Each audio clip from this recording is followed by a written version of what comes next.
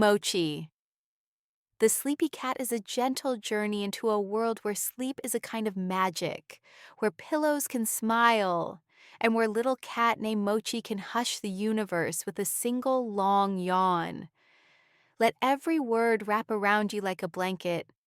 Let Mochi lead you through dreamlike doorways into a place where the mind floats freely and peace begins with a single soft breath.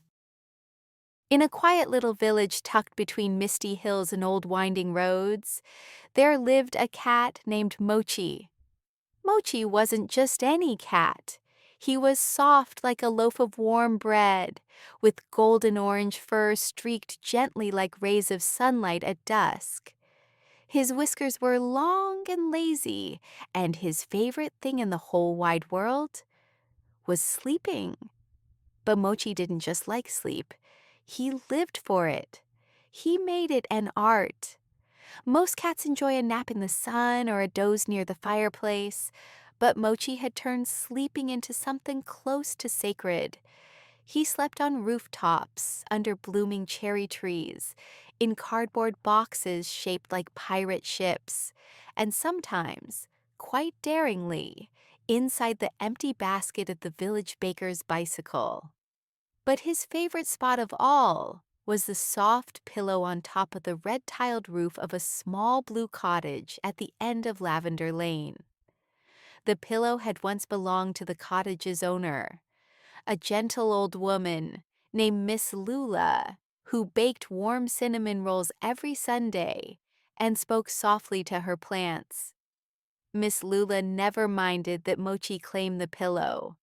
In fact, she fluffed it every morning and sprayed it with lavender water from a little glass bottle, just the way Mochi liked it. And so, every afternoon, when the village bells rang gently in the distance, Mochi would leap up the side of the cottage, curl into a soft orange spiral on the pillow, and drift away, far, far away. The wind in Lavender Lane was always kind. It never rushed, never howled, never pushed too hard. It whispered. And when it whispered, it carried the scent of Miss Lula's garden, thyme, mint, and most of all, lavender. That scent was Mochi's lullaby. Some said the lavender in that garden had magical roots, that it could calm even the stormiest minds. Soldiers once passed through the village and fell asleep just by sitting nearby. Babies who cried would suddenly yawn. And even the cranky old rooster next door, who crowed at clouds, would grow quiet and blink drowsily whenever the breeze passed through. Mochi, of course, was always ready. One sniff, and his eyes would go heavy. 2 sniffs, and his tail would flop over. 3 sniffs, and he was already halfway to dreamland. On one such day, as the breeze flowed gently through the window, something peculiar happened. Mochi, deep in his nap, began to twitch his ears, then his paw, then his whiskers, because in his dream, something was calling him, not loudly, not sharply, but gently, like a lullaby in a language only cats could hear. He saw, in the quiet of his slumber, a field of clouds, not sky above, but sky beneath him, soft clouds, silver and still, and floating above them was a trail of golden string, leading to a door suspended in nothingness. The door slowly creaked open, and Mochi, dreamwalker, drowsy traveler of the soft and silent world, took a step forward. The golden thread shimmered in the dream air like morning light on water. It stretched on and on, glowing faintly yet unmistakably, inviting Mochi to follow. With one slow blink and a flick of his fluffy tail, Mochi stepped forward, his little paws making no sound as they touched the dream clouds. The world beneath him was quiet, so quiet it made even silence sound full. Above him, the stars hadn't risen. Below him, the clouds didn't drift. It was a moment that hovered between waking and sleeping, between breath and stillness, and at the end of that golden thread floated a small wooden door, just big enough for a cat. It didn't stand on anything. It didn't connect to any wall. It simply was. Mochi sat down. He yawned once, long and slow, the kind of yawn that travels all the way from your ears to your toes. Then, with the curiosity only a sleepy cat could carry, he pawed gently at the thread. The door creaked open, and a warm light spilled out, golden and soft, like candlelight on rainy evenings. From within, a voice as light as feathers called, "Mochi, come in! The dreamlands are waiting." And so he did. He walked through the door and into a land made entirely of nap time. Yes, nap time. There were valleys made of soft cushions, hills that rolled like warm blankets, trees that grew bedtime stories for leaves. And in the sky, instead of the sun, there hung a giant glowing moon-shaped clock, ticking slowly backwards. Everything in the dreamlands was drowsy, and Mochi had never felt more at home. The air in the dreamlands was made of hush, not silence, not emptiness, but hush, the soft kind of quiet you feel when someone pulls a blanket up to your chin and whispers, "It's okay now. You can rest." Mochi stepped gently into the valley of nap time. His paws sank into the softest grass he had ever touched, grass that hummed lullabies if you listened close enough. Tiny feathers drifted through the air like sleepy snowflakes. The trees above stretched their arms with yawn-shaped branches, and their leaves shimmered like bedtime poems written in light.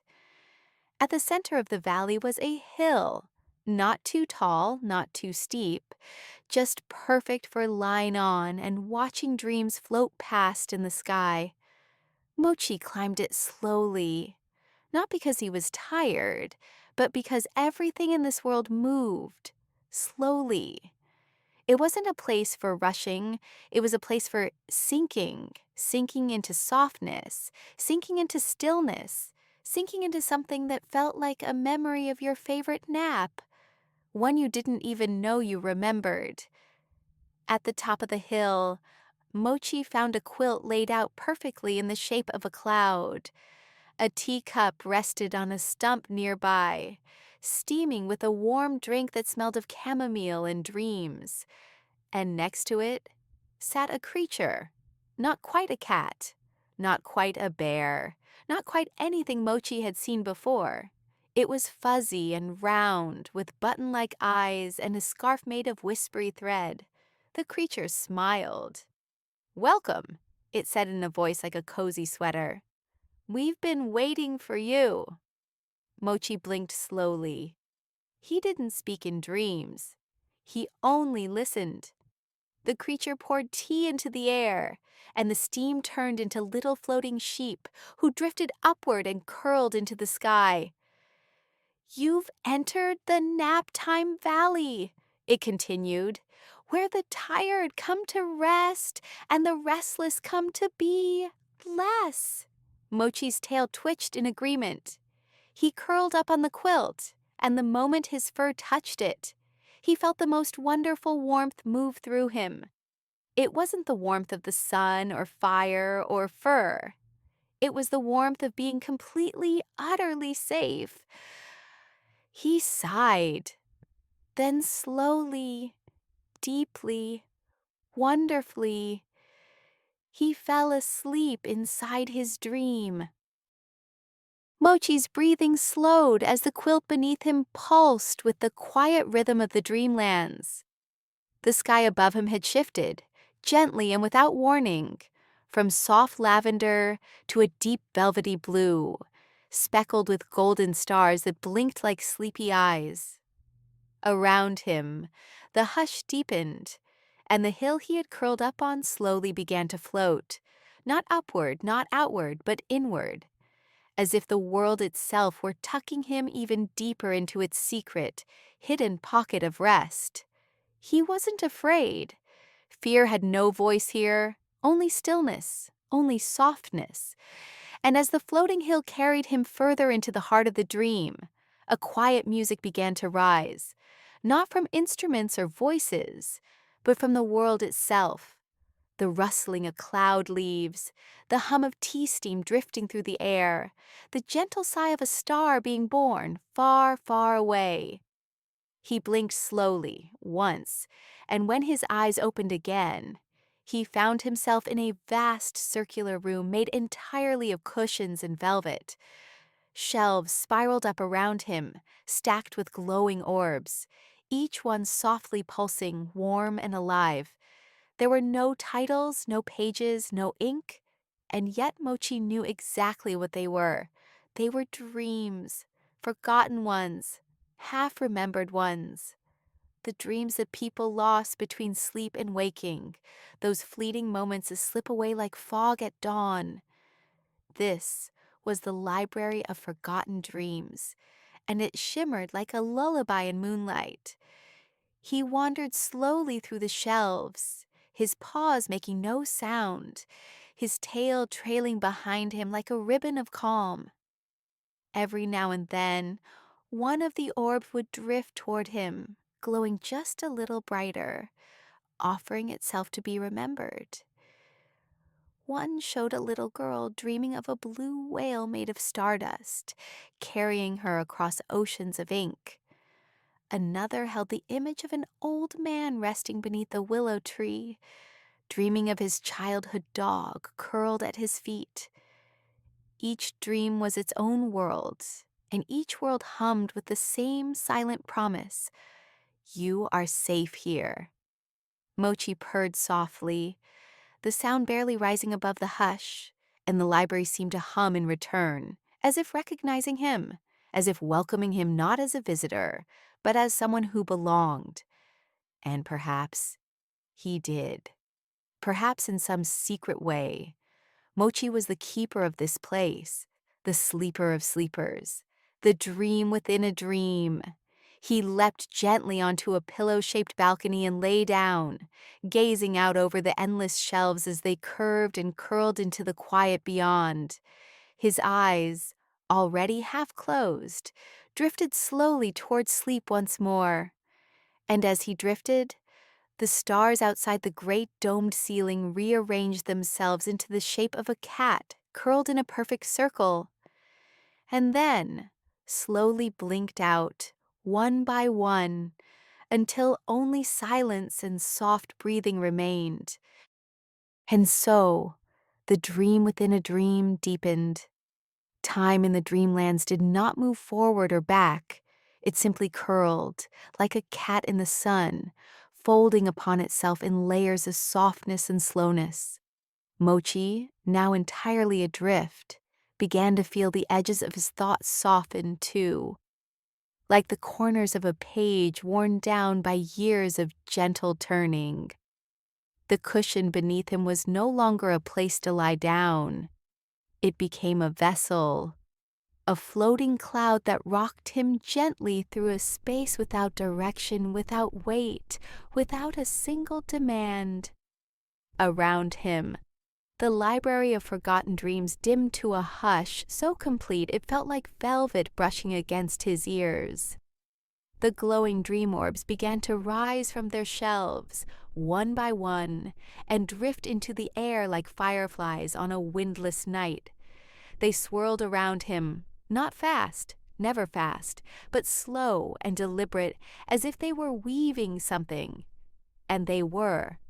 One by one, the dreams began to stitch themselves into a great quilt in the sky above Mochi, forming shapes and colors and soft, glowing outlines of places that had never been and yet felt deeply familiar. A mountain made of sleep, a river that hummed lullabies as it flowed through fields of cloudflowers, trees whose branches held stars like fruit. All of it gently spun into the sky, creating a dreamscape that stretched far beyond sight. and yet close enough to feel on the tip of your nose. Mochi blinked again, slower this time, as if each blink took a little more of his waking self and placed it gently into the cradle of the dream. He was no longer just visiting. He was becoming part of this realm, part of its breath, its rhythm, its calm, far below or perhaps far above, for in dreams direction is only a suggestion. A soft bell chimed, once, then again. Then it faded, as though it had done its duty and had no further need to ring. And in that sound, Mochi felt a call, not urgent, never urgent, but inevitable. He stood, stretching with a yawn so deep it made the stars flicker. And then, padding softly forward, he followed a path that hadn't been there before. A winding trail of silver thread laid across the velvet floor, curling toward a doorway made entirely of folded dreams. The frame pulsed with gentle light, and as Mochi approached, the door opened without a sound. Inside was a garden, but not just any garden. It was the garden of first sleep, the place where all sleep began. In the garden of first sleep, the ground was made of soft moss that remembered every dream ever dreamt. The air tasted like the first yawn of a newborn wrapped in a warm blanket, and the trees, tall, glowing, ancient, whispered in languages that sounded like bedtime stories half remembered from childhood. Mochi stepped in and felt something shift within him, like a pillow being fluffed just right. A feeling of arrival, quiet and complete. He walked beneath the glowing trees, and every leaf he passed shimmered softly, as if recognizing him. Here, the dreams did not float or pulse, they bloomed, in the shape of flowers, in the shape of clouds, in the shape of old toys long forgotten and favorite smells you didn't know you missed. There's no fear here, no noise, no time, only peace and sleep. And somewhere, just at the edge of that eternal garden, a stream of warm milk flowed gently past, forever warm, forever soothing, forever calm. The stream whispered as it flowed, not with words but with feelings. The soft, sleepy kind that drift through you just before your thoughts fade into quiet. It gurgled like a memory of being held, of being warm, of being loved without condition. Mochi followed it, not with intention, but with instinct, like leaves following the breeze. His steps left no mark, but the moss beneath him gently pulsed with every paw print, as though thanking him for walking there. The light in the garden of first sleep did not come from the sky. It came from everything, from the petals of the dream flowers that folded open with every breath, from the soft bark of the trees, which glowed like candlelight wrapped in lullabies, even from the air itself, which shimmered faintly as though filled with the dust of stars it had chosen not to shine, but simply to rest. And as he walked, the hush deepened. The hush always deepened. It was the dreamland's secret gift. The deeper you went, the quieter everything became, until even your heartbeat seemed to be humming in time with the world around you. Mochi passed under a willow tree made entirely of feathers. Its branches swayed in a wind that didn't blow. Its leaves drifted gently downward, disappearing just before they touched the ground, like thoughts you never meant to keep. He curled beneath it, letting the feather shadows fall across his back, and closed his eyes again, not because he was tired, but because this was what he was made for: rest, softness, stillness, sleep, The garden seemed to lean in closer as he exhaled, as if listening to the rhythm of his breath and wrapping the world around it like a blanket. For a long moment, time stopped. Or perhaps time simply bowed its head and tiptoed away. And in that pause, a new sound emerged. Not loud, not sharp, but clear. It was the distant chime of a lullaby bell, the kind that only rings when someone enters the deepest dream. Mochi's ears twitched, not in surprise, but in welcome. He knew this sound, even though he had never heard it before. It was ancient, older than language, older than waking. It was the sound that called dreamers to the heart of rest. He rose slowly, the way mist rises from warm earth, and padded toward the source. The feathered willow tree seemed to nod as he left, and the petals under its paws folded close behind him, as if promising to wait. Ahead, the garden opened into a clearing, perfectly round, perfectly still. In its center sat a single stone, and on that stone was a bed. Not a grand bed, not a throne. Just a small, soft, familiar bed, draped in blankets the color of dusk, with a pillow that pulsed like a heartbeat. This was the bed of forever sleep. Not a place where you never wake up, but a place where you remember how it feels to truly rest. To rest without holding tension, without guarding, without needing to return. Mochi didn't hesitate. He climbed into the bed, circled once, twice, then curled up into the shape of a question mark. The way all cats do, as if asking softly, "Is it safe to let go?" And the dreamlands answered, not with words but with warmth, with quiet, with the deep velvet hush that says, "Yes, yes, it is." And so, Mochi let go. And as Mochi sank deeper into the bed of forever sleep, the world above him, or was it within him, began to melt into something even softer. The garden, the willow tree, the stream of warm milk, all of it gently faded like the final breath of a lullaby. Not lost, just set aside, like a favorite blanket folded neatly for later. What remained was nothing harsh or dark, only a vastness made entirely of comfort. It was not black, not white, not even color. It was warmth without shape, peace without form. And floating through that hush was Mochi, still curled in a soft ball, his breath slow, even silent. He was not falling, he was not rising.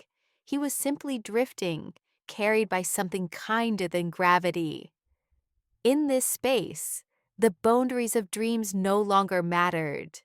He could remember and forget all at once. He could be a kitten again, feeling the rhythm of his mother's purring chest. He could be ancient, older than sleep itself, watching the stars blink in and out of the sky like fireflies too tired to shine. And as he floated, something approached. Not with footsteps, not with motion, but with presence, a gentle glow, softer than candlelight, brighter than moonlight, wrapped itself around Mochi like an invisible embrace. He didn't open his eyes. He didn't need to. He knew. It was the Dreamkeeper. The Dreamkeeper did not have a form. Not really. It was warmth. It was the hush you feel when a storm passes. It was the hand that smooths your fur after a long day, the one that needs no words. And it spoke, not out loud, but in the space behind thoughts. "You have come far," it said, "not by walking, but by resting. You've remembered what the world forgets, that sleep is not escape, it is return." Mochi's tail flicked gently in response. He felt the truth of those words like the first sip of warm milk on a winter night. The Dreamkeeper continued, its voice like breath against a window pane. "Every time someone sleeps, they drift toward this place. Most forget it. But you live in it. You are its heart, little one." And then, like a whisper drawn across soft fur, the dreamkeeper offered something, a gift, wrapped not in ribbon but in stillness. It unfolded in Mochi's mind, not a memory, but a feeling, a deep ancient peace that pulsed once, twice, then settled into him like a second heartbeat. In that moment, Mochi became more than a cat. He became part of the dreamlands itself, a thread woven through every quiet breath, every starlit nap, every child who fell asleep holding a stuffed animal tightly to their chest. He was the comfort behind closed eyes, the guardian of gentle nights, and then silence. Not the absence of sound, but the presence of everything being exactly as it should be. Mochi slept, not because he was tired, but because there was nothing else to do, nothing else that needed doing. And the dreamlands, with a sigh that echoed through pillows and cradle songs in drowsy meadows, cradled him gently and began to dream of him. And so the dreamlands dreamed of Mochi, through that boundless hush where nothing pressed and everything flowed. The dream curled back upon itself, soft and slow, weaving a tapestry made not of thread, but of sighs and warmth, and the weightless comfort of knowing you are home. In that eternal stillness, Mochi drifted not as a traveler now, but as a part of the very dream fabric. He was the hush behind the heartbeat of sleeping babies, the quiet breath beneath the paws of foxes curled in snowy dens, the flicker of a candle in a window as someone drifted into a peaceful slumber. His presence was everywhere and nowhere. He had become something more than himself, the spirit of rest, the soul of soft return. And in the silence, the dreamkeeper watched, not with eyes, but with timeless care. Yet far, far away, not in distance, but in closeness forgotten. Another world stirred, the world of waking. It began as a flicker, a whisper of sunlight brushing against a window pane, the subtle shifting of warm air as morning tiptoed closer, a single bird, hesitating before its first song. These tiny threads, gentle, golden, familiar, began to tug softly at the edges of the dream, not to break it, not to end it, but to remind it there is another rhythm waiting. Mochi felt it, faint at first, a ripple in the still waters of his sleep, not a jolt, not a demand, just a warmth that held the memory of something simple, something beautiful, something like home, the rooftop, the pillow, the scent of lavender drifting through the open window of Miss Lula's little cottage, the way the sunlight touched his whiskers, the soft creak of the roof tiles beneath his paws. These things did not pull, they invited. They did not call him back, they let him remember. Slowly, gently, the dream curled inward, folding itself like a blanket being drawn up over sleepy shoulders. The dreamkeeper, whose presence still shimmered softly around him, spoke one last time, not with words, but with feeling. "You may stay," it whispered, "or you may return. There is no wrong path in rest."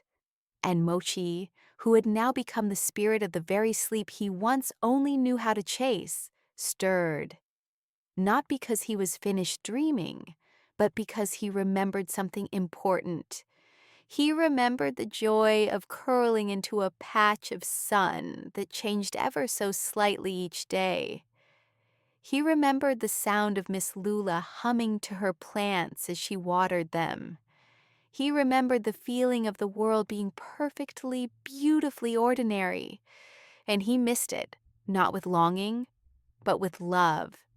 And so, in the gentlest motion that ever was, Mochi turned, not away, just slightly, toward morning. The dreamlands did not resist. They did not vanish. They smiled in that way dreams do, quietly and completely, and released him like breath. And Mochi began to wake.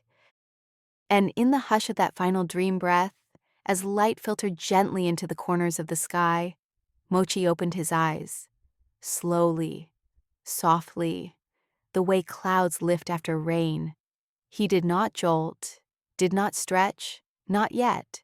He simply blinked once, twice, as the golden warmth of morning pooled around him like liquid peace. He was on the rooftop. Of course he was. The red tiles were still warm beneath him, kissed by the early sun. His pillow was fluffed just as he left it, smelling faintly of lavender and old dreams. A soft breeze stirred the curtain from Miss Lula's open window below, carrying with it the distant clink of teacups and the scent of cinnamon rising from the oven. The world had not changed, and yet it felt different. Or maybe he was different. Not heavier, not older, not tired, just deeper, as if he carried with him something invisible and silent, a thread of hush tied gently between two worlds. He yawned, long and slow, the kind of yawn that seemed to stretch beyond his whiskers, beyond his paws, out into the blue open sky. And with it, he let go of the last triples of the dream, not to forget, but to carry it quietly inside him, as all true dreams are meant to be carried. Below, the village stirred in its quiet way. The baker swept flour from his doorway. A girl rode past on a squeaky bicycle. Somewhere, a dog barked sleepily and then forgot why. The day was beginning, soft and slow, just the way it should. Mochi shifted once, finding the perfect curve in the pillow, and curled into a spiral so familiar it felt like coming home a second time. He closed his eyes again, not to return to sleep, but to stay close to it, that delicious in-between place where the dream still lingers, and the world waits patiently with a cup of warm milk and an open window. And in the gentle hush that wrapped around the little cottage, the rooftop, and the purring ball of fur at its center, one might say the dreamlands, too, lingered.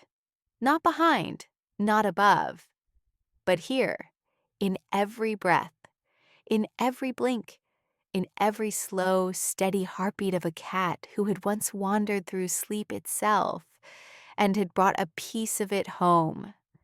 Because Mochi, the sleepy cat, was not just a dreamer. He was the dream, and he would always return.